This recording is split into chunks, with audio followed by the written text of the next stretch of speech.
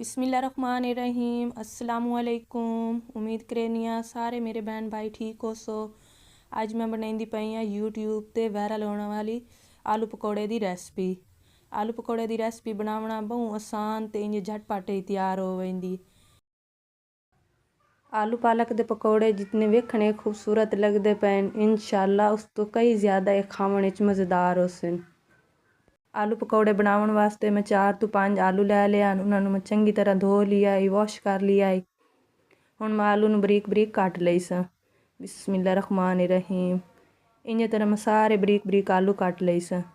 अगर तुहानूं मेरी ये वीडियो पसंद आंदी पई है तो मेरी इस वीडियो नूं लाइक शेयर सबसक्राइब करना ना भुलिया। बैल आइकन नूं दबा दिता करो ताकि आने वाली हर रेसिपी तुहाडे तक जल्दी पहुँच जाए। अल्लाह पाक तुहाडे माल जान रिज़्क विच बरकत पावे। अल्हम्दुलिल्लाह माशाअल्लाह आलू मैं सारे बरीक बरीक कट लैन। हुण मैं प्यारे जे बोल विच पा लई सा। आलू मैं प्यारे जे बोल विच पा लैन। तुसां भी इंज तरह बरीक बरीक आलू कट लवणे सारे। हुण मैं इहदे विच कुछ सब्जियां ऐड कर छुड़े सा। बिस्मिल्लाहिर्रहमानिर्रहीम। बरीक कटी हुई सावियां धाणियां, बरीक कटी हुई सावियां मिर्चां, नाल दे नाल मैं बरीक कटी हुई पालक शामिल कर दे सां। आलू पालक वाले पकौड़े बनाना बहुत आसान ते 5 मिनटां च रेसिपी तैयार हो जाती है। ये खाने च बहुत मज़ेदार होंदे न। हुण मैं कुछ पाउडर मसाले शामिल कर दे सां। 1 चम्मच लाल मिर्च, थोड़ा जिहा गरम मसाला, नमक, थोड़ी जी काली मिर्चां शामिल कर छुड़े सां। 2 चम्मच भर के मैं पा दे सां खुश्क धनिया। पाउडर मसाले पाउण तो बाद इहदे विच मैं पा दे सां 1 प्याली बेसन दी। बिस्मिल्लाहिर्रहमानिर्रहीम। हुण मैं चंगी तरह मसाले नूं मिक्स कर लई सां। तरह हत्थां नाल दबा दबा के मसाले नूं चंगी तरह मिक्स कर लवणा है पिया। पकौड़ियां दा मसाला बनाउणा बहुत आसान है पिया। ਇਹਦੇ कोई मुश्किल नहीं होंदी, कोई परेशानी नहीं लवनी, टेंशन नहीं लवनी। पकौड़े बनाउणा बहुत आसान है पिया। हुण मैं थोड़ा जिहा पानी पा के मसाले नूं दोबारा चंगी तरह मिक्स कर लई सां।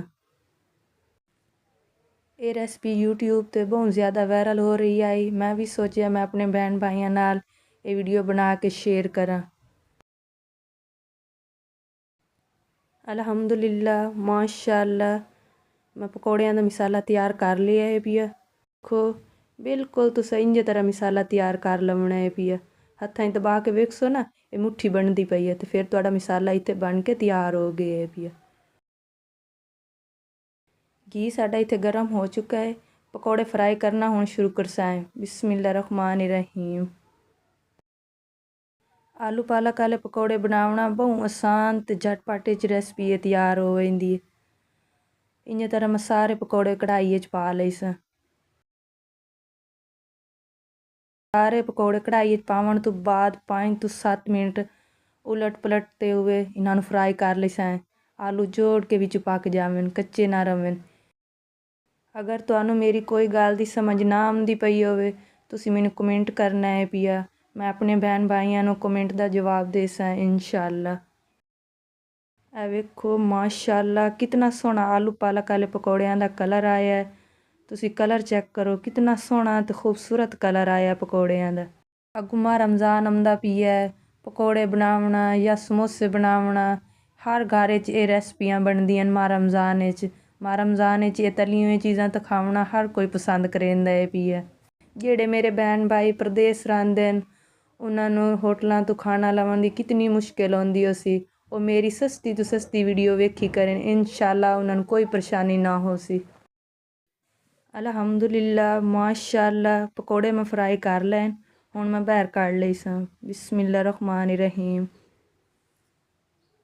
अगर तुहानूं मेरी ये रेसिपी पसंद आंदी पई होवे तो मेरी इस वीडियो नूं लाइक शेयर सबसक्राइब करना ना भुलिया। बैल आइकन नूं भी दबा दिता करो ताकि आने वाली हर रेसिपी तुहाडे तक जल्दी पहुँच जाए। अम्मी जान आज आपने हमारे लिए कितने मज़ेदार पकोड़े बनाए हैं। अल्हम्दुलिल्लाह माशाअल्लाह आलू पालक वाले पकौड़े कितने मज़ेदार ते कितने सोहने बन के तैयार होए। ਅੱਲਾ ਪਾਕ ਮੇਰੇ ਸਾਰੇ ਭੈਣ ਭਾਈਆਂ ਨੂੰ ਆਪਣੇ ਹਿਫਜ਼ੋ ਈਮਾਨ ਵਿੱਚ ਰੱਖੇ। ਅਗਲੀ ਵੀਡੀਓ 'ਚ ਮੁਲਾਕਾਤ ਹੋਸੀ। ਅੱਲਾ ਹਾਫਿਜ਼।